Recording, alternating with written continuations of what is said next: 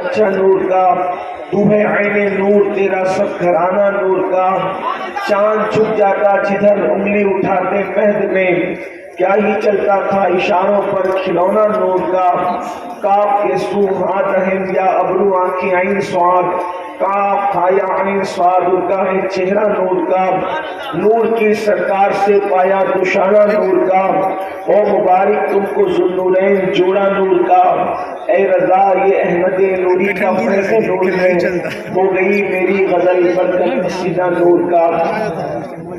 میرا بیان 11:30 بجے شروع ہو جانا تھا اور تقریباً 1 بجے ہمیں اسٹیج چھوڑ دینا تھا، لیکن بارش کی وجہ سے ٹھیک 1 گھنٹے کے بعد مجھے مائک ملا ہے، بارش کی وجہ سے شیڈول لیٹ ہوا ہے۔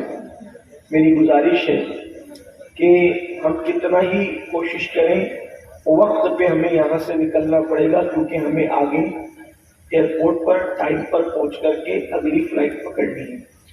اگر آپ کہیں گے ٹو بیٹ تو محفل اسی میں ختم ہو جائے گی۔ آپ کی قربانیاں سراخوں پر ہیں، ہم آپ کے عشق رسول کو سلام کرتے ہیں کہ آپ اتنی بارش میں کیچڑ میں بھی یہاں پر موجود ہیں، ورنہ بارش کے موسم میں انسان کا دل یہ چاہتا ہے کہ وہ گھر پر رہے اور گھر پر بھی بستر پر رہے۔ ٹھیک ہے، اس کی ضرورت نہیں، سب بیٹھے اور آپ کی یہاں کیچڑ ہے، اس لیے آپ کو میں بیٹھنے کے لیے نہیں کہہ رہا ہوں، صرف آدھے گھنٹے کا ٹائم ہے، اس ٹائم میں مجھے اپنی گفتگو مکمل کرنی ہے۔ آپ وہ جو دیوار پر 2 بھائی میرے سامنے اوپر بیٹھے ہیں، ان سے میری گزارش ہے کہ خاموشی کے ساتھ بہت اطمینان سے وہ نیچے اتر جائیں۔ اللہ نہ کرے کہ اگر آپ کی طبیعت وہاں سے غافل ہوئی تو کوئی حادثہ ہو سکتا ہے۔ اب جن کے ہاتھوں میں موبائل ہیں ان سے چھوٹی سی گزارش ہے کہ موبائل اپنی جیب میں رکھ لیں، کیونکہ اچھی کوالٹی کے کیمروں میں بیان ریکارڈ ہو رہا ہے۔ اگر آپ کو چاہیے تو یوٹیوب پر وہ بیان آپ کو مل جائے گا۔ جتنی دیر تک آپ ریکارڈنگ کرتے ہیں اتنی دیر تک آپ کی توجہ آپ کے موبائل کی طرف ہوتی ہے، بیان کی طرف نہیں ہوتی، اس لیے نقصان ہوتا ہے۔ ایک بار ذرا عاشقوں کی طرح سب کو بلند آواز سے درود شریف پڑھیں۔ سیدنا و مولانا محمد وعلیہ وصحبہ وبارک وسلم، سلام علیکہ یا رسول اللہ صلی اللہ علیہ وسلم۔ ایک بات اچھی طرح یاد رکھیے کہ ہمارے آقا و مولا خاتم النبیین قائد المرسلین حضور احمد مجتبی محمد رسول اللہ صلی اللہ علیہ وسلم اس دنیا میں تشریف لائے، اور حضور دنیا میں تشریف لائے یہ حضور علیہ السلام کی خصوصیت تھی اور ہے کہ صورت میں شکل میں ان جیسا کوئی نہیں تھا، نہ ان سے پہلے کوئی تھا اور نہ قیامت تک اب ان کے بعد کوئی ہو سکتا ہے۔ بڑے خوبصورت تھے، بڑے حسن والے تھے، جو دیکھتا تھا دیکھ کر ان پر فدا ہو جاتا تھا، لیکن جیسے ان کی شکل خوبصورت تھی ویسے ان کے اخلاق بھی بہت خوبصورت تھے، اور ان کے اخلاق کی طرح اخلاق اللہ نے کسی کو عطا نہیں کیے اور نہ قیامت تک کسی کو عطا کیے جائیں گے۔ اور اللہ کے رسول صلی اللہ علیہ وسلم نے لوگوں کے جو دل جیتے ہیں تو دل جیتنے کے لیے حضور علیہ السلام نے اپنے اخلاق کریمانہ پیش کیے۔ میں آج اسی پر کچھ گفتگو، چونکہ ٹائم صرف آدھے گھنٹے کا ہے جس میں سے 5-7 منٹ تو گزر ہی چکے ہیں، تھوڑی سی گفتگو آپ کے سامنے کروں گا۔ اس وقت دنیا کے اندر ہم ہر جنگ میں شکست کھا چکے ہیں، دنیا میں ہر جنگ میں ہم شکست کھا چکے ہیں۔ سیاست کی جنگ، اس میں مسلمان پیچھے ہو چکا ہے، شکست کھا چکے ہیں۔ علمی جنگ، اس میں بھی ہم شکست کھا چکے ہیں۔ جو راستے میں جو لوگ جھاڑو دیتے ہیں ان کے بچوں سے بھی علم کے معاملے میں مسلمانوں کے بچے پیچھے ہیں۔ اگر آپ پرسنٹیج نکالیں گے، فیصد نکالیں گے تخمینہ نکالیں گے تو ہماری قوم کے بچے جھاڑو دینے والے اور صفائی کرنے والی جو قوم ہے ان کے بچوں سے بھی تعلیم کے معاملے میں پیچھے ہیں. سیاست تو گئی ہاتھ سے، تعلیم کے معاملے میں بھی پیچھے ہو گئے، اور تجارت کا جو معاملہ ہے وہ بھی آپ دیکھ رہے ہیں کہ پوری دنیا میں آپ دیکھیں ٹاپ پر پہلے نمبر پر مالداروں میں کون ہے. آپ دیکھیے ہندوستان میں، دیکھیے ہندوستان کے باہر دیکھیے، آپ کو پتہ چلے گا تجارت میں پیچھے ہو گئے، علم میں پیچھے ہو گئے، سیاست میں پیچھے ہو گئے. لیکن ایک میدان اب بھی ہے کہ ہمارا کوئی مقابل نہیں ہے، اور اسے میدان اخلاق کہتے ہیں. اس لیے کہ اخلاق کے معاملے میں کوئی بھی قوم مسلمانوں کے برابر نہ تھی، نہ ہے، نہ ہو سکتی ہے. اس کی وجہ یہ ہے کہ اور لوگوں کے پاس بھی ان کا مذہبی قائد محمد رسول اللہ جیسے اخلاق والا ہو نہیں سکتا. لوگ بڑے سے بڑا اپنا قائد لائیں اور پھر ہم بتائیں کہ دیکھو تمہارے قائد نے کیا کیا اور ہمارے قائد کی شان کیا ہے. اور پھر مسلمانوں کو جو اخلاق کریمانہ ملے ہیں وہ رسول اللہ سے سیکھنے کے لیے ملے ہیں. لیکن آج امت مسلمہ کے جوان اپنے نبی کی سیرت سے دور ہیں، ان کو پتہ ہی نہیں ہے اللہ کے رسول علیہ السلام کے اخلاق کیا تھے، حضور علیہ السلام کی سیرت کیا تھی، حضور علیہ السلام کا انداز زندگی کیا تھا. آئیے میں آپ کو بتاتا ہوں. حضور علیہ السلام کے دشمنوں میں ایک کٹر دشمن ہے، بدترین دشمن ہے، جس کو دنیا ابو جہل کہتی ہے. ابو جہل پوری زندگی دشمنی کرتا رہا، پوری زندگی جان کا دشمن تھا. اس امت کا فرعون کہا گیا ہے ابو جہل کو. بڑا گندا انسان تھا. ایک مرتبہ میرے آقا کے سامنے آیا، دیکھو اخلاق کے سرکار صلی اللہ علیہ وآلہ وسلم کے آقا کے سامنے آیا اور آقا پہ کھڑے ہو کر کہتا ہے کہ اے محمد صلی اللہ علیہ وآلہ وسلم کہ میں نے تم جیسا بدصورت کسی کو نہیں دیکھا. معاذ اللہ، بری صورت والا، بدصورت، بدشکل، وہ بدترین انسان کہتا ہے میں اس کی بات نقل کر رہا ہوں، حالانکہ پوری کائنات جانتی ہے ان جیسا حسن والا، ان جیسا جمال والا نہ پیدا ہوا ہے نہ پیدا ہو سکتا ہے. اتنی خوبصورت ہستی کو وہ بدتمیز کیا کہہ رہا ہے، اس طرح کے جملے کہہ رہا ہے. حالانکہ بتا تمہارے اور میرے نبی اتنے خوبصورت تھے کہ لوگ ان کے چہرے کی روشنی میں رات کے وقت راستہ طے کر لیا کرتے تھے. اور ایک بات آپ کو بتاؤں، خاص بات بتاؤں، حسن کی بات آئی ہے. حضرت یوسف خوبصورت ضرور تھے، لیکن یوسف نے کسی کو خوبصورت بنایا ہو تو بتاؤ. یوسف علیہ السلام خوبصورت ضرور تھے، لیکن یوسف نے کسی کو خوبصورت بنایا ہو تو بتاؤ. لیکن میرے آقا علیہ السلام خود بھی خوبصورت تھے اور جس کو چاہتے تھے خوبصورت بنا دیا کرتے تھے. اس پر ایک روایت پڑھتا ہوں، علامہ عبد الرحمن جامی لکھتے ہیں ایک سفر میں میرے آقا صلی اللہ علیہ وآلہ وسلم ہے اور اس سفر میں پانی ختم ہو گیا. صحابہ کرام نے عرض کیا یا رسول اللہ صلی اللہ علیہ وآلہ وسلم پانی ختم ہو گیا. میرے آقا علیہ السلام نے مولا علی کو بلایا، فرمایا علی ادھر آؤ. حضرت مولا مشکل کشا آئے، آنے کے بعد اس کی حضور حاضر ہو. فرمایا وہ پہاڑ دکھتا ہے؟ جی یا رسول اللہ. اس کے پیچھے ایک حبشی غلام جا رہا ہے. حبشی غلام کس کو کہتے ہیں؟ حبشی لوگ بہت کالے کالے ہوتے ہیں. آج بھی اس ترقی یافتہ دور میں بھی وہ کالے ہی ہیں، ابھی بھی حبشہ کے لوگ کالے ہیں. حبشہ مطلب ایتھوپیا، موجودہ ایتھوپیا. ابھی بھی دیکھیں پر بہت خطرناک کالے ہوتے ہیں، بلکہ ابھی کے اس دور میں بھی وہ کیا کیا استعمال کرتے ہیں پھر بھی ان کا کالا پن گیا نہیں. تو آقا فرماتے ہیں علی وہ پہاڑ دکھ رہا ہے، اس کے پیچھے ایک حبشی غلام جا رہا ہے، اس کے مشکیزے میں پانی بھرا ہوا ہے، اس کو میرے پاس لے کر کے آؤ. اللہ اکبر. اس کا کیا مطلب ہوا؟ مولا علی نے نہیں کہا کہ یا رسول اللہ آپ کو تو دیوار کے پیچھے ہی خبر نہیں، آپ کو پہاڑ کے پیچھے ہی خبر کیسے ہو سکتی ہے؟ مگر وہ باب مدینۃ العلم تھے. وہ 1857 کے بعد کی جاہلوں کی، انگریزوں کی پیداوار.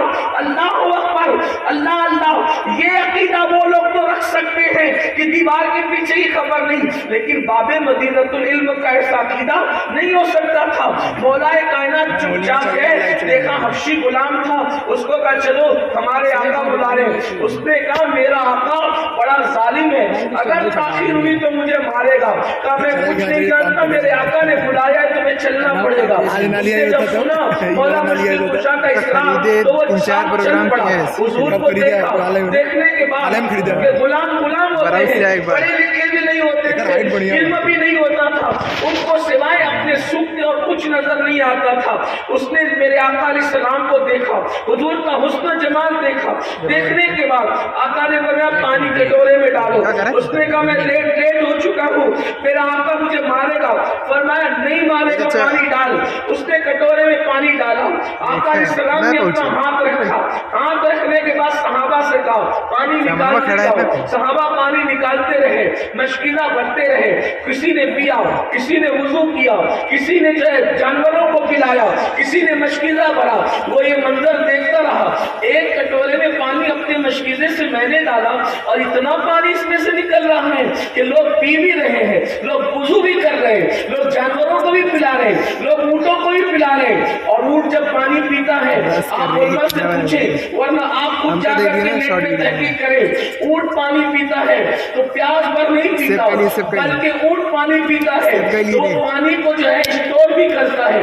اللہ نے اونٹ کو یہ صلاحیت دی ہے کہ وہ پانی اسٹور کر کے رکھتا ہے، محفوظ کر کے رکھتا ہے، اور جب پانی نہیں بھی ملتا پھر وہ نکال کر کے واپس حلق گیلا کر کے پیاس بجھاتا ہے۔ اونٹوں کو پانی پلایا جا رہا ہے، اور اس کے بعد حال یہ ہے جتنا کہ اتنا ہی پانی، اور جب سب پی چکے، بھر چکے، لے چکے، آقا نے فرمایا اس کا پانی اس کو لوٹا دو۔ اس کے مشکل میں پانی بھرا، کٹورا پھر بھرا کے بھرا رہا، حیران تھا کہ میں نے پانی اپنے ہاتھ سے ڈالا ہے لیکن اتنے سب کو جانے کے بعد بھی پانی موجود ہے۔ اب وہ کہتا ہے آپ کون ہیں؟ تو مولا علی کہتے ہیں اللہ کے رسول ہیں۔ وہ کہتا ہے مجھے بھی کلمہ پڑھایا اور اسلام میں داخل کیا۔ حضور علیہ السلام نے کلمہ پڑھایا، اسلام میں داخل کیا۔ اس نے کہا حضور اب میں نہیں جاؤں گا، فرمایا نہیں، جو جس کا غلام ہے وہ بھاگ کر نہیں جا سکتا، واپس پلٹ کے تو جانا ہوگا۔ حضور جاؤں گا وہ مجھے مارے گا۔ آقا نے فرمایا نہیں مارے گا، جاؤ۔ اور سرکار نے اپنا ہاتھ اس کے چہرے پہ پھیرا، اور چہرے پھیرنے کے بعد اب وہ حبشی کے چہرے پہ کیا پھیرنا تھا، اس کا کالا چہرہ اب کالا نہ رہا بلکہ چمک کی طرح چمکنے لگا، اس کا چہرہ چاند کی طرح چمکنے لگا۔ یہی خاص بات ہے، اللہ اکبر، حسن والا دوسروں کو حسن والا نہیں بناتا، لیکن میرے آقا ایسے حسن والے تھے، خود حسن والے بھی تھے اور حسن گر بھی تھے، بلکہ حسین گر بھی تھے، اللہ اللہ حسین بنانے والے بھی تھے۔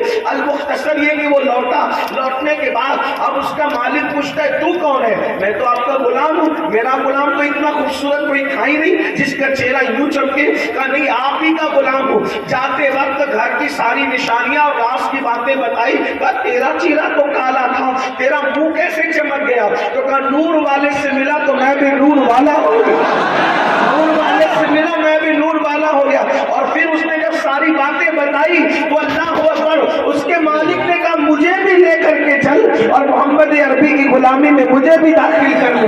یہ حضور علیہ السلام کا معجزہ ہے۔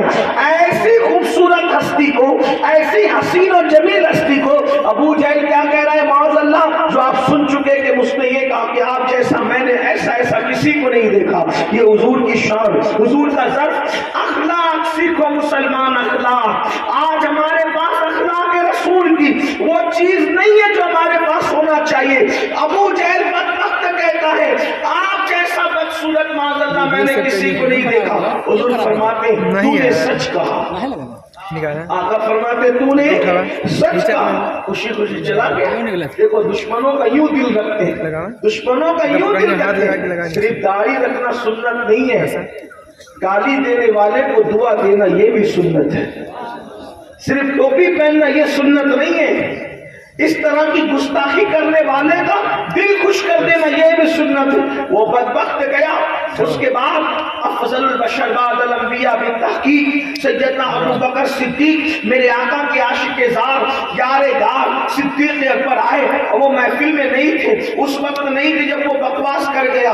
اب آئے صدیق نے آقا کو دیکھا, اس کی میرے آقا اللہ کی قسم آپ جیسا حسین, آپ جیسا جمیل, آپ جیسا حسن والا میری آنکھوں نے کبھی نہیں دیکھا. بہت خوبصورت ہے یا رسول اللہ, بہت حسین و جمیل ہے یا رسول اللہ. حضور نے مسکرا کے کہا تو نے سچ کہا. تو جو پہلے موجود تھے ابو جہل کی بکواس سن چکے تھے, حیران ہے. صدیق اکبر کی عقیدتوں کی باتیں سن چکے تھے, حیران ہے. کہتے ایک کہتا ایسا اور ایک کہتے ایسا, اور حضور دونوں کو کہہ رہے کہ تو نے سچ کہا. تو میرے آقا علیہ السلام سے پوچھا آقا ابو جہل نے تو بدصورت کہا, صدیق خوبصورت کہہ رہے, آپ نے دونوں کی تصدیق فرمائی, تو نے سچ کہا, تو نے سچ کہا. آقا فرماتے اللہ نے مجھے آئینہ بنا کر بھیجا ہے جو میرے سامنے آتا ہے. اللہ نے مجھے آئینہ بنا کر بھیجا ہے جو میرے سامنے آتا ہے وہ اپنے آپ کو دیکھتا ہے اور میں اس میں نظر آتا ہوں. دیکھو حضور کی شان, یعنی حضور کو جو جیسے دیکھے گا, جو جیسا ہوگا ویسے نظر آئے. آج بھی دیکھیں دنیا میں کوئی رسول اللہ کو بڑے بھائی کی طرح کہتا ہے, کوئی گاؤں کے چودھری کی طرح کہتا ہے. کیوں؟ اس لیے کہ جب حضور ظاہری حیات میں تھے تب بھی لوگوں نے حضور میں اپنے آپ کو دیکھا. صحیح ہے نا؟ اور آج بھی حدیث میں جب حضور کو لوگ پڑھتے ہیں تو آئینے میں اپنے آپ کو دیکھتے ہیں.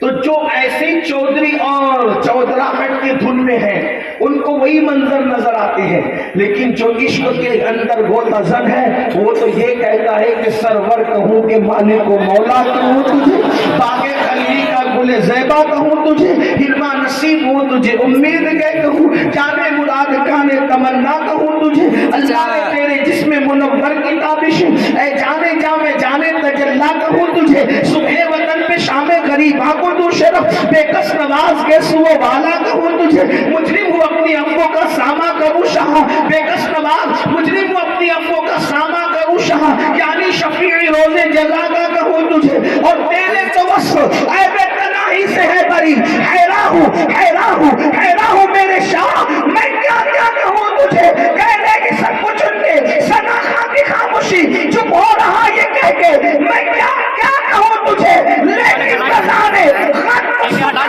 کر لیا خالق کا بندہ خلق کا. حضور کی شان یہ ہے, حضور کی شان یہ ہے. ابو جہل اس کے ساتھ اخلاق پیسے دے کر کسی کو کانٹے بچھواتا, گندگی ڈلواتا, بڑی بدتمیزیاں کرتا. ایک دن ابو جہل کو شرارت سوچی کہ میں نے محمد عربی کو قتل ان کو قتل کر دینا, قصہ ختم. قتل کرنے کے لیے اس نے بہانہ ڈھیلا. اس نے اپنے گھر کے دروازے میں ایک بہت بڑا گہرا گڑھا کھودا, اور گڑھا گہرا کھود کر اس کے اندر ایک لکڑے کا ڈھکن باندھا, اور باندھ کر سوچا کہ جیسے وہ آئیں گے تو اندر چلے جائیں, بند کر دوں گا. لوگوں نے کہا ابو جہل وہ آئیں گے کیوں بھائی, وہ تیرے گھر کیوں آنے لگے. توجہ کرنا, توجہ ہے آپ کی, میں دیر تک ٹائم ختم کے قریب ہے, توجہ فرمائیں. لوگوں نے کہا ابو جہل وہ تیرے گھر آئیں گے کیوں, وہ کیوں آنے لگے تیرے گھر. ابو جہل, اب ابو جہل کی بات سنو, دشمن ہے, جانی دشمن. وہ کہتا ہے میں بیماری کا ڈھونگ رچاؤں گا, میں پورے مکے میں شور کر دوں گا کہ میں بیمار ہوں. جب وہ سنیں گے نا کہ میں بیمار ہوں تو وہ ایسے اخلاق والے ہیں کہ دشمن کی بیماری سن کے بھی وہ چپ نہ بیٹھیں گے, وہ مجھے دیکھنے ضرور آئیں گے. دیکھیں دشمن کا بھی یقین ہے. اور ایک بات آپ کو بتاؤں, پوری دنیا میں جتنے دشمن آج بھی رسول اللہ کے ہیں ان کو یقین ہے کہ رسول اللہ جیسا کوئی نہیں, لیکن صرف اقتدار کی وجہ سے حضور کو برا کہتے ہیں. بس اقتدار کی ہوس ان کو کچھ اور کہلوا رہی ہے, ورنہ انہیں پتہ ہے ایک ہستی ایسی ہے ان जैसा कोई नहीं है। अबू जहल कह रहा है अभी यार सब पे हटावा इतना यार, समझ में आया आपके? मुझे देखने जरूर आएगा। सब पे हटावा यहाँ से भी हम मैं बिस्तर में से रस्से से खींच लूंगा, अंदर चले समझ में आया भाई। अल्लाह अकबर। आप गौर करो, हुजूर जान के दुश्मन की बीमारी पर उसको देखने जाते थे। क्या आप अपने भाई की बीमारी सुन के भी कभी उसको देखने जाते हैं?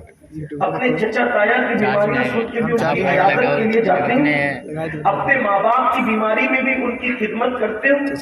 अपने पड़ोसी की बीमारी में भी उसकी खिदमत करते हो, उसकी इजाजत करते हो? जलसे में हजारों की तादाद में जमा होने से इनकलाब नहीं आएगा जब तक अमल के मैदान में हम कदम न रखें।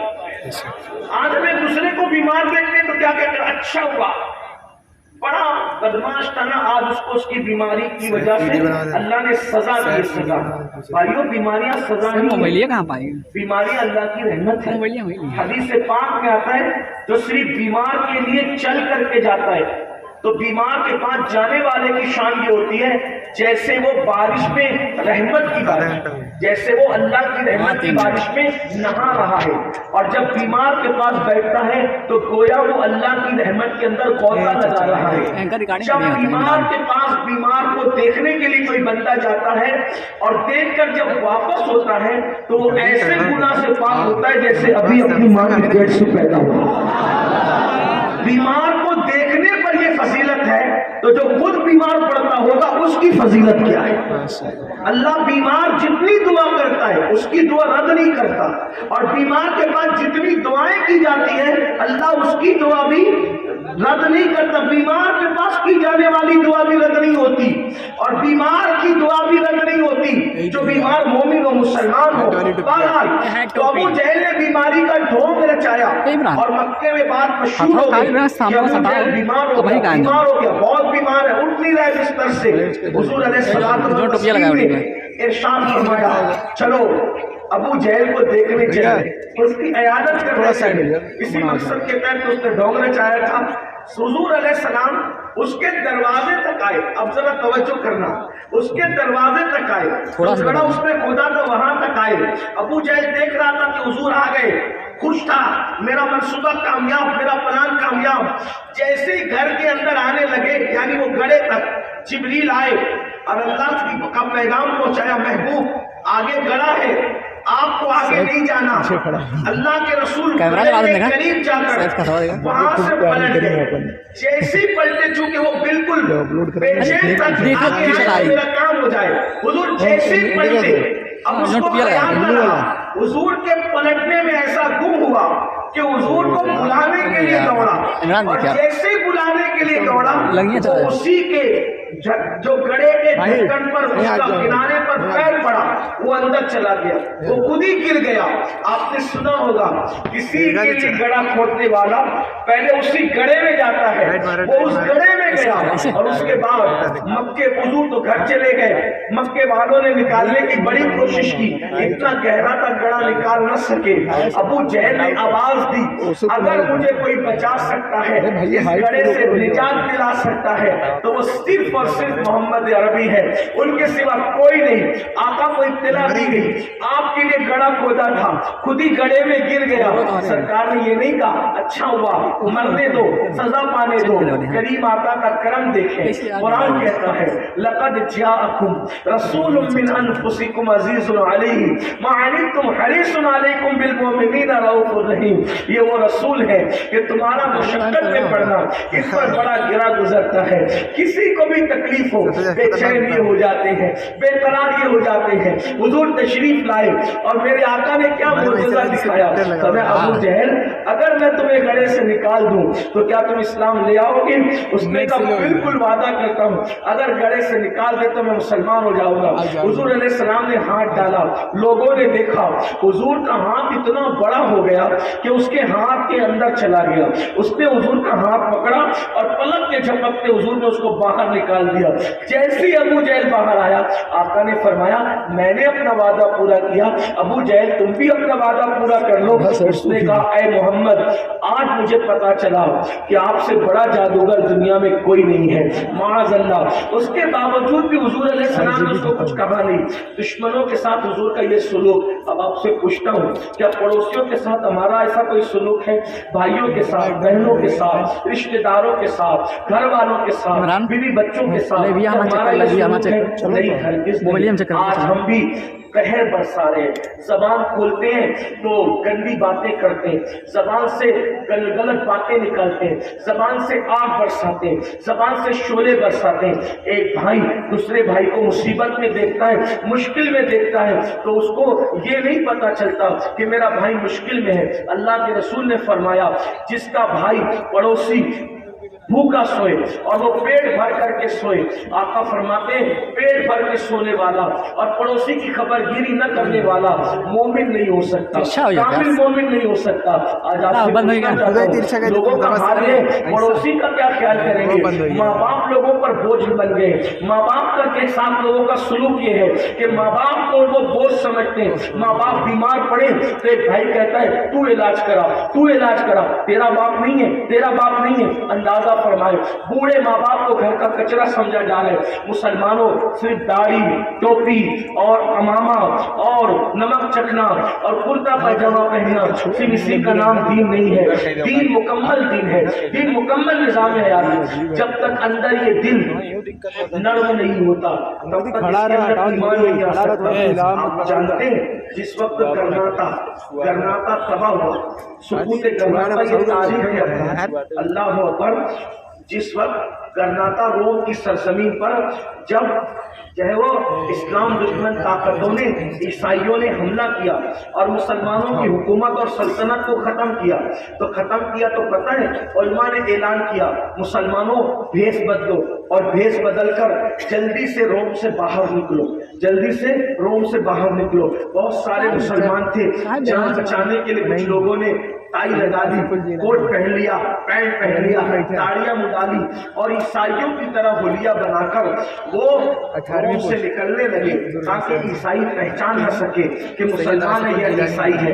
جان بچانی تھی اس وقت تو علماء نے، جو علماء تھے انہوں نے حالات دیکھ کر کے فتویٰ دیا، لوگ بھیس بدل روم سے نکلنے لگے۔ اب عیسائیوں کو ایسا لگا کہ مسلمان بھیس بدل کر نکل رہے ہیں، اب ہم کیسے پہچانے کہ یہ مسلمان ہے یا مسلمان نہیں ہے؟ مسلمانوں کو پہچانے کیسے؟ تو ان کا ایک بڈھا بہت بڑا پادری تھا، اس نے کہا ایک کام کرو، ہاتھ کاٹ کے پیر کاٹ کے معذوروں کو راستے میں تڑپتا ہوا چھوڑ دو اور ان معذوروں کو یہ کہو کہ وہ چلا چلا کر کے پانی مانگے، وہ چلا چلا کر پانی مانگے، پیاس لگی پیاس لگی، پھر دیکھنا تمہیں سمجھ میں آئے گا کون مسلمان ہے۔ جو مسلمان ہوگا وہ کبھی ان کو چھوڑ کر کے آگے نہیں جا سکے گا، یعنی تڑپتے ہوئے لوگوں کو چھوڑ کر آگے نہیں جا سکے گا، اس کے پیروں میں زنجیریں پڑ جائے گی، وہ رک جائے گا۔ جانتے ہیں مسلمانوں کو نماز سے بھی پہچانا گیا، کیونکہ اس وقت مسلمان نماز نہیں پڑھ رہے تھے۔ مسلمانوں کو داڑھیوں سے بھی پہچانا گیا کیونکہ مسلمان اس وقت داڑھی میں بھی نہیں تھے، کیونکہ حالات ایسے پیدا ہو گئے تھے، سر بچانے کے لیے وہ داڑیاں کٹا کٹا کے نکل رہے تھے۔ مسلمانوں کو لباس سے نہیں پہچانا گیا کیونکہ مسلمانوں نے لباس بھی بدل دیے تھے۔ پتا چلا مسلمان حلیہ تو بدل سکتا ہے مگر مسلمان دل تھوڑی بدل سکتا۔ کیوں؟ اس لیے کہ مسلمان کے دل کے تار گنبد خضرا کے دل کے تار سے، مکین گنبد خضرا کے دل کے تار سے بدے ہوئے ہوتے ہیں۔ آپ کیا سمجھتے ہو مسلمان ہونا؟ مسلمان ہونا کوئی معمولی بات نہیں ہے۔ شیخ محی الدین ابن عربی کہتے ہیں آدمی مسلمان اسی وقت تک رہتا ہے جب تک اس کے دل کے تار رسول اللہ کے دل کے تار سے بندے رہتے ہیں۔ اللہ اکبر، ذرا شان تو دیکھو، اپنی حیثیت کا جانو۔ تمہارے ہاتھ میں شراب کے کٹورے نہیں ہونے چاہیے، تمہاری آنکھیں پاپ نہیں کرنا چاہیے، تمہیں عورتوں کی طرف پاپ کی نظر نہیں اٹھانا چاہیے۔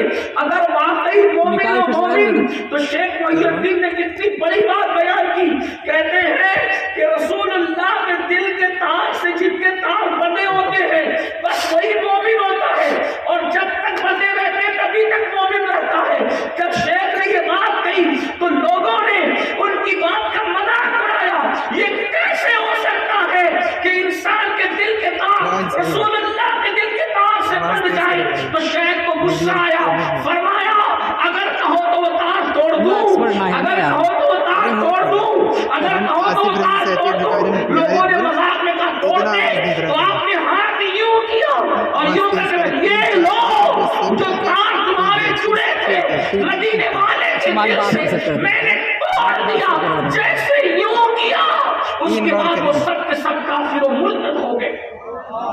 اندازہ فرمائے، ارے کوئی تمہیں کچھ بھی کہے لیکن اگر تم مومن ہو تو حضور سے کے دل سے تمہارے محبتوں کے دل کے تار بندھے ہوئے ہیں۔ اب جس کے دل کے تار رسول اللہ کے دل کے محبت کے تاروں سے بندھے ہوئے ہیں، اگر وہ گالی دے حضور کے دل پہ کیا گزرے گی؟ اگر وہ زنا کرے حضور کے دل پہ کیا گزرے گی؟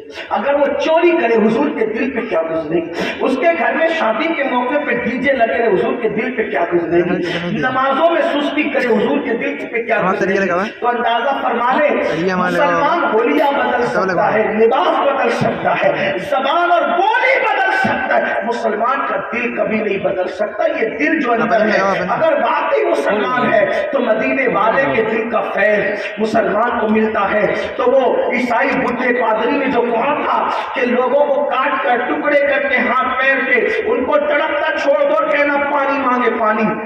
ایک راستے پر دروازے پر شہر پناہ پر، جب پہلے شہروں میں دروازے بڑے بڑے ہوتے تھے نا جنہیں چاہے وہ فصیلیں جو شہر پناہ ہوتی تھی اس سے لگے ہوئے ہوتے تھے، اسی سے لوگ آتے جاتے تھے۔ اب تو شہروں میں دروازے نہیں ہوتے، پرانے دور کی بات ہے۔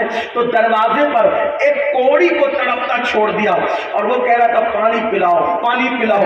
لوگ سب جا رہے تھے، کوئی اس کی طرف توجہ نہیں کر رہا تھا۔ مسلمان اپنی جان بچا کر بھاگ رہا تھا لیکن اس کو دیکھا تو تڑپ گیا۔ ایک طرف اپنی جان بچا کر بھاگنا تھا، دوسری طرف کسی کو پانی پلانا تھا۔ سوچا کہ جان بچانی ہے، چلو نکل کر چلے جاتے ہیں، لیکن جا نہ سکا۔ اس کی آہو بکا پر اس کے قدم رک گئے، اس کے قدم ٹھہر گئے۔ قریب پہ پانی کا مٹکا پڑا ہوا تھا، وہاں گیا پانی نکالا، جیسے ہی دینے لگا سپاہیوں نے پکڑ لیا۔ تم مسلمان ہو؟ کس نے کہا؟ میرا چہرہ دیکھو، میرا لباس دیکھو، میرا انداز دیکھو، تم مسلمان ہو۔ کس نے کہا؟ میرا حلیہ دیکھو، تم مسلمان ہو۔ تحقیق کی گئی، وہ مسلمان ہی نکلا۔ اس بڈھے پادری سے پوچھا گیا تم نے کیسے کہا کہ مسلمان جو ہوگا وہ ان پانی مانگنے والے بیماروں کے اور مظلوموں کی آہو بکا پہ آگے نہ بڑھ سکے گا؟ تو بڈھے پادری کو اعتراف حقیقت کرنا پڑا۔ اس نے کہا رحمت للعالمین کا امتی رحم دل ہی ہو سکتا ہے، اس لیے کہ آج بھی مسلمان کتنا بھی بگڑ جائے لیکن رحمت للعالمین کے دل کی خیرات اس کو ضرور نصیب ہوتی ہے اور اس کے دل میں رحم ضرور ہوتا ہے۔ ہم جانتے ہیں مسلمان کتنا بھی گر جائے، کتنا بھی غیر گزرا ہو جائے، اپنے دل پر اس کا کنٹرول نہیں ہوتا۔ وہ دل سے رحم کبھی نہیں ختم کر سکتا، وہ کسی بھی حالت میں ہوگا رحم اس کے اندر باقی رہے گا۔ اپنے اندر ڈوب کر پوچھو، وہ تو کوڑی کے لیے دل میں رحم رکھتا تھا اور جان بچاتے ہوئے بھاگ رہا تھا، لیکن اس کے باوجود بھی اس کے دل کا رحم اس کو جانے نہیں دیتا۔ آپ سے پوچھتا ہوں مسلمانوں کی پہچان آج اپنے ماں باپ کو بخار میں تڑپتا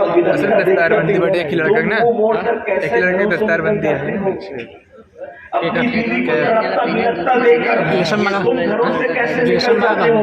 اس کا مطلب دل سے رحم گیا۔ مسلمانوں یاد رکھنا، ہم نے رسول اللہ کے اخلاق کو چھوڑا۔ ایک راستے سے کچھ یہودی گزر رہے تھے، یہودیوں نے دیکھا پتھر پڑے ہوئے ہیں، پتھر پڑے ہوئے ہیں، تو یہودی آپس میں باتیں کرتے ہیں شاید اس راستے سے کوئی مسلمان نہیں گزرا۔ اگر کوئی مسلمان گزرتا تو راستے میں یہ پتھر پڑے نہیں رہنے دیتا، کیونکہ ان کے نبی کی تعلیم ہے راستے سے تکلیف دینے والی چیز کو ہٹا دینا ایمان کے حصے میں سے حصہ ہے۔ یہ حال ہے مسلمانوں، لیکن ہم نے اخلاق، کردار سب کچھ ترک دیا۔ آئیے اس مختصر سی محفل میں یہ عہد کیجیے ہم ایسے اخلاق بنے نفرتوں کے اس دور میں محبتوں کے پیغام کو عام کریں، تعصب کے اس دور میں محبتوں کے پیغام کو عام کریں، کانٹوں کے مقابلے میں کانٹے نہ بچھانا، ورنہ دنیا کانٹوں سے بھر جائے گی۔ ہم کانٹے بچھانے کے لیے آئے ہیں، ہم کانٹے بچھانے کے لیے آئے ہیں۔ حضرت خواجہ نصیر الدین چراغ دہلوی کے پاس ان کا ایک مرید آیا اور آ کر کے کہتا ہے، مرشد میں لوہار ہوں، قینچی بنانا جانتا ہوں، میری طرف سے تحفے میں قینچی قبول کرے۔ حضرت نصیر الدین چراغ دہلوی نے کہا، ارے تو لوہار ہے تو صرف قینچی تھوڑی بناتا ہوگا، سوئی بھی تو بناتا ہوگا۔ کہاں سوئی بھی بناتا ہو؟ کہا میرے پاس قینچی تحفے میں نہ لایا کر، میرے پاس سوئی لایا کر۔ وہ کیوں؟ فرمایا ہم رسول اللہ کے غلام ہیں، ہم حضور کے امتی ہیں، ہم صوفیہ لوگ ہیں، ہم قینچی قبول نہیں کرتے، ہم سوئی قبول کرتے ہیں۔ کیوں؟ اس لیے کہ قینچی ایک کو دو کر دیا کرتی ہے اور سوئی دھاگا دو کو ایک کر دیا کرتا ہے۔ اپنا مشن یہ ہونا چاہیے۔ مسلمانوں یاد رکھو، نفرت کے بدلے میں نفرتوں کی بولی نہ بولو، نفرت کے بدلے میں محبت کی بولی بولو، تاکہ دنیا پکار اٹھے۔ جب 1400 سال کے بعد غلاموں کی محبتوں کا یہ عالم ہے تو مدینے کے تاجدار کی محبتوں کا عالم کیا ہوگا؟ اخلاق والے بنو، کردار والے بنو۔ کسی کو بھی مصیبت میں دیکھو، مسلمان ہو غیر مسلم ہو، اس کی مصیبت دور کرو۔ کسی کو بھی تکلیف میں دیکھو، مسلمان ہو غیر مسلم ہو، اس کی تکلیف کو دور کرو۔ کسی کو بھی بھوکا دیکھو، مسلمان ہو غیر مسلم ہو، اس کا مذہب مت دیکھو، بھوکا ہے، تکلیف میں، مصیبت میں، دور کرو اس کی تکلیف۔ یاد رکھنا، نفرتوں کے اس ماحول میں اگر کوئی مسلمان ہو نہ ہو، کم سے کم نفرتوں کا خاتمہ تو ہوگا۔ یہی کام ہمارے بزرگوں نے کیا ہے۔ اگر وقت ہوتا تو بہت سی باتیں ذہن میں آتی ہیں حضور کے اخلاق اور کردار کے بارے میں، لیکن اب اگر آگے میں نے گفتگو کی تو میری فلائٹ مس ہو جائے گی اور آگے کا پروگرام ڈسٹرب ہوگا۔ اسی لیے ہم لوگ یہیں پہ بات ختم کرتے ہیں۔ مایوس نہیں ہونا، جب بارش ہوتی ہے تو جلسے والے مایوس ہوتے ہیں، ارے بارش ہو گئی، تقریر شارٹ ہو گئی، پبلک کھڑی رہ گئی، ایسا ہو گیا ویسا ہو گیا۔ یاد رکھنا، بارش جب ہوتی ہے روایتوں میں آتا ہے کسی اچھے کام کے شروع میں یا آخر میں بارش ہو جائے یا اس کے درمیان میں بارش ہو جائے، سمجھ لو اللہ نے اس کام کو قبول کر لیا۔ بارش ہوئی، اگر نہ ہوتی تو پتہ نہیں ہمیں احساس رہتا قبول ہوا کہ نہیں ہوا، لیکن اللہ نے بارش برسا کر کے بتایا کہ میں نے تمہارے جلسے کو قبول کر لیا ہے، یہ محفل قبول ہو گئی ہے۔ اللہ تعالیٰ ہم سب کو عمل کی توفیق دے۔ لیکن میری گزارش ہے، جب اخلاق دوسروں کے ساتھ اتنے اچھے ہونے چاہیے تو آپ کے مہمان کے ساتھ آپ کے اخلاق کیا ہونے چاہیے؟ دیکھیے اتنی بڑی پبلک ہے، ہزاروں کا مجمع ہے، میں سب سے مصافحہ نہیں کر پاؤں گا اور مجھے وقت پہ لکھنؤ ایئرپورٹ پہنچنا ہے۔ آپ جانتے کم سے کم اگر گاڑی بھگا کر کے جائیں تو 4 گھنٹے کا فاصلہ چاہیے، 4 گھنٹے کا وقت چاہیے۔ اس لیے میری گزارش ہے آپ میرے پیچھے بھاگتے ہوئے نہ آئیں، جلسہ آگے جو بھی کاروائی ہو رہی ہے اس کاروائی میں آپ شریک رہیں۔ یقیناً دیکھیے آپ ہم سے مصافحہ کرنے کے کتنے شوقین ہیں، میرا اللہ جانتا ہے میرے دل کی کیفیت کو، میں اس سے زیادہ آپ سے مصافحہ کرنے کا شوقین ہوتا ہوں، کیونکہ مجھے یہ خیال رہتا ہے پتہ نہیں ان میں کون اللہ کا مقبول بندہ ہوگا اور میرا ہاتھ اس کے ہاتھ میں چلا گیا تو اللہ میری مغفرت فرما دے، میری بخشش فرما دے۔ یہ ان میں بہت مقبول بندے ہوتے ہیں، جہاں 40 مومن جمع ہوتے ہیں ان میں ایک اللہ کا ولی ہوتا ہے، 40 مومنوں میں ایک اللہ کا ولی، ہزاروں لوگ پتہ نہیں کتنے اولیاء یہاں آئے ہیں۔ ہم خود ملنا چاہتے ہیں، آپ سے مصافحہ کرنا چاہتے ہیں، لیکن وقت کی مجبوری ہے، ہزاروں لوگ ہیں، قلت ہے، ساری چیزیں۔ اب ایک بات یہ آپ سے کہوں، آپ مجھ سے، میں گنہگار آدمی، مجھ سے مصافحہ کرنے کے لیے دوڑو گے اور 40 مومنوں میں ایک ولی ہوتا ہے، مجمع میں کتنے ولی ہوں گے؟ آپ دھکا لگا دو گے کسی ولی کو تو اللہ ناراض ہوگا کہ نہیں ہوگا؟ بولیے تو آپ کی بگڑی بن جائے گی یا بنی بگڑ جائے گی؟ بولیے کیا ہوگا؟ اس لیے اللہ والوں کا خیال کیجیے۔ میں تو گنہگار آدمی ہوں لیکن آپ کے مجمع میں اللہ والے موجود ہیں، اس لیے تھوڑا اس کا خیال فرمائیں۔ امید ہے کہ کوئی بھی مصافحے کی تک زحمت نہیں کرے گا اور ہمیں جانے دیں گے کیونکہ آگے کا پروگرام ڈسٹرب ہو جائے گا۔ اللہ تعالیٰ ہم سب کو توفیق۔ ایک نئی بدعت مت کیجیے، یہ نئی بدعت مت، بہت بدعت ہو چکی، ایک نئی بدعت کا آغاز مت کیجیے۔ ہاں، یا مصافحہ کیجیے یا نہ کیجیے، لیکن یہ کپڑا پکڑ کر کے اس کو چمانا میں نہیں ہونا۔ ابھی میں شروع کروں گا، پتہ نہیں یہ شروعات ہو گئی پھر مصافحہ ختم ہوگا۔ یاد رکھیں سنت کے مقابلے میں کوئی نیا کام ایجاد نہیں کیا۔ ہاں عورتوں کی حد تک کے ٹھیک ہے، لیکن مردوں کے لیے تو مصافحے کے لیے سنت یہ ہے کہ جب مصافحہ کریں تو بیچ میں رومال بھی نہیں رہنا چاہیے، بیچ میں کپڑا بھی نہیں رہنا چاہیے۔ ہاتھ سے ہاتھ ملتے ہیں تو دل سے دل ملتے ہیں، اور حدیث پاک میں آتا ہے کہ جب دو مومن آپس میں وہ اللہ دونوں کی مغفرت فرما دیتا ہے۔ السلام علیکم ورحمۃ اللہ وبرکاتہ۔